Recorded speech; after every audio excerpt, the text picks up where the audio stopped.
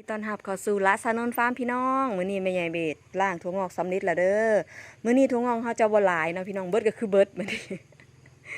หลังจากที่ว่าฝนมันตกหลายมื้อเฮ็ดให้พี่น้องทางห้านเฟอต่างๆเนาะก็คือขายบ่ค่อยดีพี่น้อง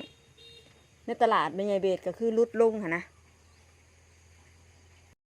แม่ใหญ่เบ็ดล่างแล้วนี่เนาะเฮาจะมาผักให้มันแห้งพี่น้องเฮาจะผักอยู่ที่1 ชั่วโมงถึง1 ชั่วโมงครึ่งพุ่นเด้อพี่น้องเด้อเพื่อให้น้ำที่มันอยู่ในถั่วงอกนี่นะให้มันแห้งว่าซั่นซะเวลาเฮาเอาไปเก็บรักษาถั่วงอกไว้มันก็จะอยู่ได้โดนเนี่ยเด้อพี่น้องเด้อมื้อนี้ถั่วงอกจะบ่หลายพี่น้อง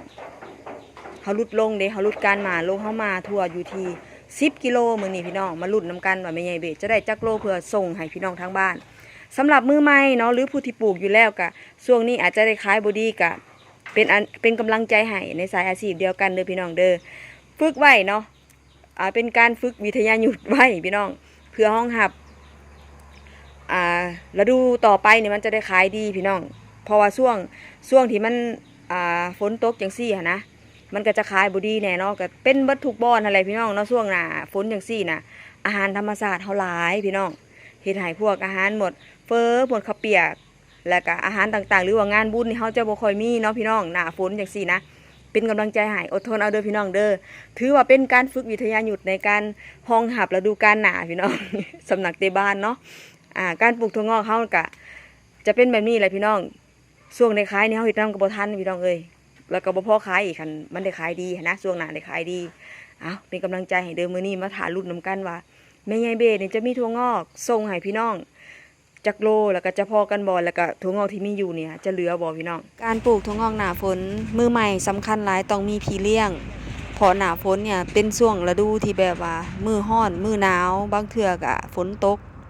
หากพี่น้องพอปัญหาเนาะในช่วงหน้าฝนเนี่ยที่ว่าเฮาปลูกไปแล้วเฮาขายบ่ดีเฮาก็ต้องลดปริมาณในการหม่าลงเพื่อเป็นการฝึกไว้เนาะหน้าต่อไปเฮาก็จะได้ขายดีสำหรับอย่าเผาท้อเด้อทั้งปลูกถั่วงอกเป็นระบบรดน้ำแบบอัตโนมัติให้เฮาเนาะคือฮอดเวลานี่เขาก็จะรด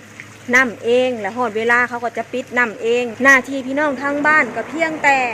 พี่น้องนะมาเปลี่ยนน้ำเนาะเปลี่ยนน้ำถั่วงอกมือละเทื่อ2 เทื่อต่อมือก็ได้เด้อพี่น้องเด้อนี่การเฮ็ดเวียกของเขาก็จะเฮ็ดเวียกได้จริงพี่น้องอุปกรณ์สุดนี้ที่ทางละซานนฟาร์มได้ส่งมอบให้พี่น้องทางบ้านเนี่ยก็คือสร้างรายรับให้กับพ่อแม่พี่น้องทางบ้านเนี่ยได้หลายบ้านเลยพี่น้องนี่และที่สำคัญเป็นพี่เลี้ยงให้เทคนิคพี่น้องเนี่ยจนเป็นทางลาซานนฟาร์มเฮากับปลูกถั่วงอกส่งให้ตลาด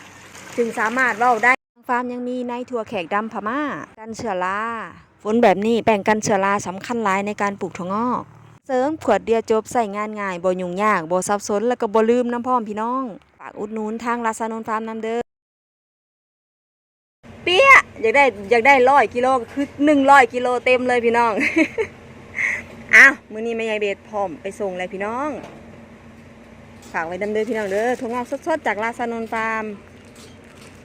ใส่ในถั่ว1 กิโลได้10 กิโลถั่วงอกพี่น้องบ่ขึ้นบ่เกินเปี้ย ถั่วงอกหน้าฝนก็จะประมาณนี้แหละพี่น้อง